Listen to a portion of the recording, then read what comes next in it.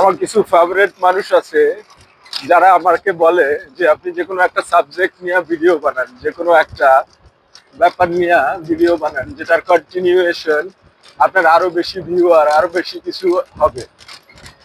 কিন্তু আমি তো পুরা জীবন জানি কোনো একটা সাবজেক্টে কি করে আটকায় থাকবো, নিজের ওই একটা সাবজেক্টে কন্টিনিউয়েশন করতে পারি না। কারণ এটা তো আমার প্রফেশন না, এটা হচ্ছে এটা হচ্ছে আমি করি হচ্ছে সোশ্যাল অ্যাওয়ারনেসের জন্য। সেই অ্যাওয়ারনেস তো একটা সাবজেক্ট দিয়ে কখনোই হয় না।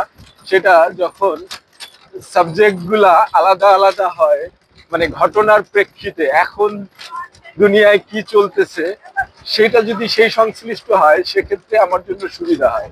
যে কারণে আমার প্রিয় মানুষজনদের রিকোয়েস্টেও আমি কোনো একটা ধরা বাঁধা একটা কোনো নিয়মে বা একটা কোনো সাবজেক্ট নিয়ে আমি ভিডিও বানাইতে পারতেছি না। কারণ হচ্ছে আমি একটা জায়গায় নিজেকে ধরে রাখতে পারতেছি না যে আমার এই সাবজেক্ট নিয়ে আমার ভিডিও বানানো উচিত, এটা নিয়ে আমার উচিত না, এরকম কোনো জায়গা নাই। কারণ এটা আমি কোনোভাবেই কমার্শিয়াল উদ্দেশ্যে করি না। এখানে আমার কোনো বাণিজ্যিক ব্যাপার নাই, আমার নিজের মার্কেট করার ব্যাপার নাই যে না আমার মার্কেট করতে হবে।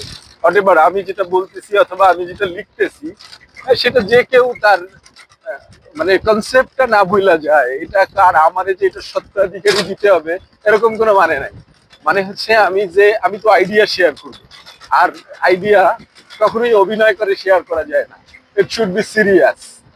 সো এটার জন্য হচ্ছে আমি সিরিয়াস জায়গা থেকেই হচ্ছে চাই আমার কাজের ফাঁকে, আমার চলার পথে, আমার চা খাওয়ার মাঝে, আমার অন্য আরেকজনের সাথে কথা বলার মাঝেই আমি একটু রেকর্ড করার ট্রাই করি। এছাড়া অন্য কোনো অবজেক্টিভ নাই এখানে যে না এই অবজেক্টিভ নিয়ে আমার ট্রাই করতে হবে। এই যে আমি রিক্সায় চড়তেছি, কোথাও একটা যাইতেছি, যাওয়ার সময় আমি একটু শর্ট নিতেছি, ইট ইজ মাই হবি। এটা অন্য কোনো উদ্দেশ্যে করা না।